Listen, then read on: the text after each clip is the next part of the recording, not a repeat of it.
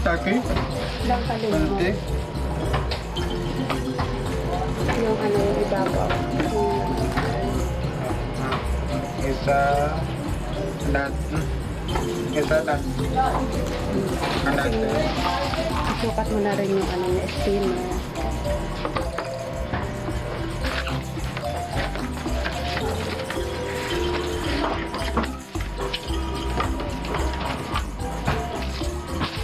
Ay, may kasamang ano, sando. Patingin ko ng sando. Anong ano? Plastic o ano? Kaon? Ah, kahoy. Kahoy siya.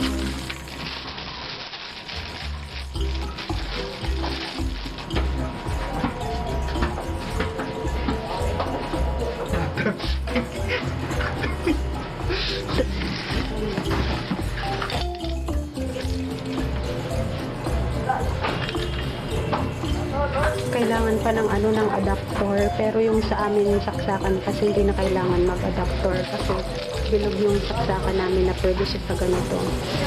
Tapos meron siyang on. Maganda ng ano na yung hawakan. Yari talaga siya sa plastic. Ayan, may nakasulat dito. Ay, baliktad pa. Sorry. Do not press the glass lid when heating to avoid or malalaki yung ano yung steamer. Ito yung pinaka-maximum yung ano niya yung may likod electric fan. Kailangan lang guys iwasan na mabasa itong likod. At saka yung ganito niya, yung matalsikan ng basa, at saka itong may pa-freebie. Tapos ayun guys, tetestingin natin ito. Magpapakulo muna tayo ng tubig na mainit. Okay, let's go!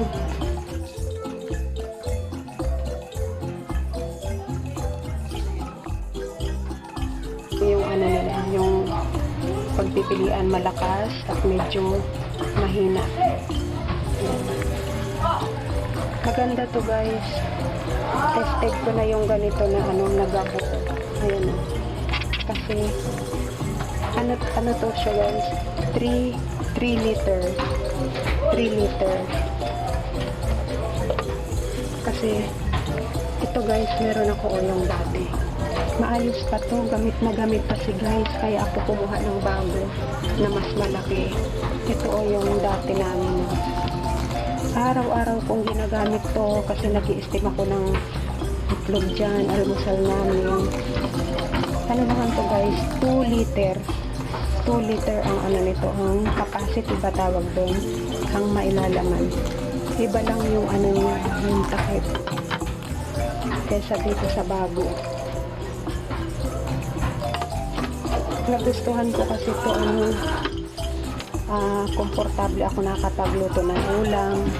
Ayan, kung mapapansin ninyo guys, ito may itim. Ewan ko, hindi ko lang alam. Yun lang yung ano, yung masasabi ko dito. Nagkaroon siya ng itim dyan. Tapos natuklap na rin yung puti-puti niya, yung puti na yung balot na ganito na plastic. Siguro dahil guys, gamit na gamit at saka sa sobra na rin katagalan guys. Tapos dito ang umiinit niya. Dito ang umiinit. Tapos ang masasabi ko lang dito, ano siya, hindi ako nagluluto ng piniritong itlog dito guys kasi talagang kahit may mantika, ano, dumidikit talaga siya dyan, dumidikit kahit may mantika. Ngayon, ang technique na lang na ginagawa ko dito guys para makapagprito ako ng itlog, dadamihan, kailangan madami ang mantika para medyo hindi siya didikit dito sa ano, sa pinaka, basta yun, hindi siya didikit dyan guys. Pero hanggang ngayon okay pa siya. 2024 ko pa ito binili guys sa Lazada naman. Ito guys, binili ko sa TikTok. Ang bili ko nito 600, parang 600 plus, 2 liter. Ito naman, nabili ko siya sale, 560 pesos. Tapos mas malaki siya guys, 3 liter. Ayan o, parehas ng tatak.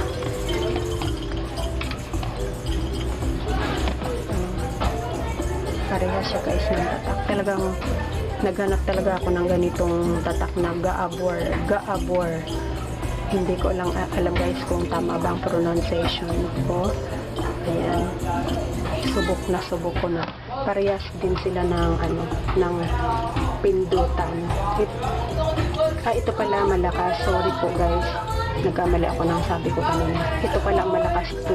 Ito medyo mahina. Mabilis na nakakaluto. Tingnan na nga natin.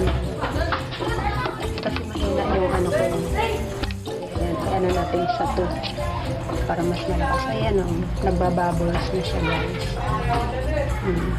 Gamit na gamit ko talaga yung ganitong pot cooker. At saka sa kuryente naman, parang hindi siya malakas sa kuryente. Kunti lang yung niya, dagdag sa kuryente namin guys. Siguro mga 200 ganyan. Talaga kasing gamit na gamit. 2024 ko pa talaga binili ito. Tested ko na kasi talaga yung ganitong brand. Kaya ganito rin yung yung binili ko. Ganito din. Pag malaki pala, pag 3 liter, iba ang niya, design ng takip. Tapos may butas na dito. Yung kasingawan niya. O, ayan, kumukulo na. Kanina kasi, nilagay ko sa 1. So, medyo mahina pala, nagkamali ako. Nakalimutan ko. Kasi hindi ako sanay dito, guys. Dito ako sanay. Kapag gusto ko ng malakas at saka mabilis ako makaluto, ito pinipindot ko yung 2. Pag mahina. Pero pag nag-i-steam ako guys ng itlog at saka mga gulay, ito lang, 1 lang yung gamit ko sa umaga. Kasi mabilis din kahit na 1 lang yung Ayan, kumukulo na, pwede na natin patayin. Wala na yung ilaw na. Makapal yung niya guys, yung tawag nito, yung saksakan niya. Tested. Ano ito maganda. Nagustuhan ko talaga. Pero ngayon, dun sa 3 liter, meron siyang freebies. Kahoy lang naman to guys. Ganyan. Hanggang ngayon, okay pa siya. O, 2 na kasi. Kaya ako bumili ng mas malaki. Kasi kapag pag nagluluto ako ng sinigang dito, nakukulangan ako guys ng sabaw. Gusto ko yung mas marami akong mailuluto. Kaya kumuha ako ng mas malaki. Ayan. Ano to guys, yung sukat niya, regular size dun sa kaserola. Sa kaserola na maliit o medyo malaki guys, na stainless. Standard size ang sukat nito. Ito ang yung steamer. Ganun lang talaga guys, plastic.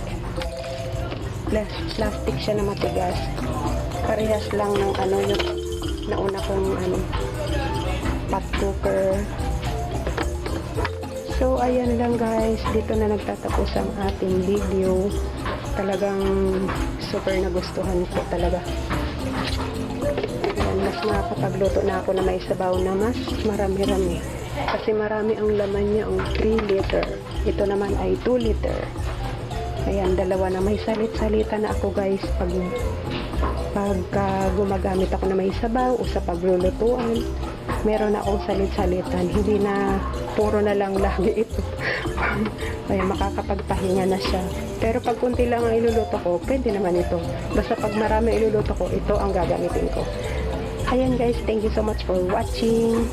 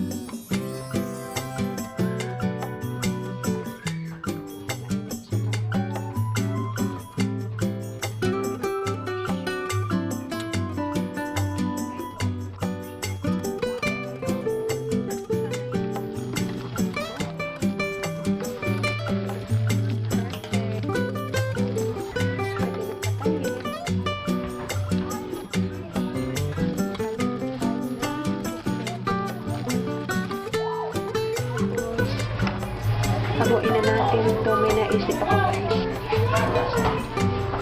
Mag-ano rin tayo mag-toast na tayo ng konti. Bread, tinapay.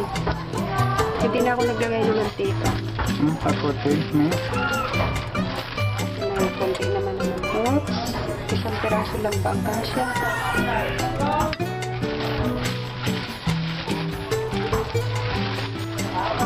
Hindi kasya yung ganyan lang natin. Kasi sayang yung init eh.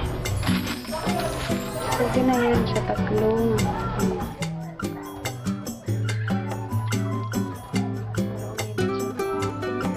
Ngayon na natin, malinis naman kamay ko. Siglit lang, dyan lang. Isa-isayin ko na lang para mas maganda ang pagkakatosta niya. Natosta yung gilid lang. Hindi naman siya umiinit lang.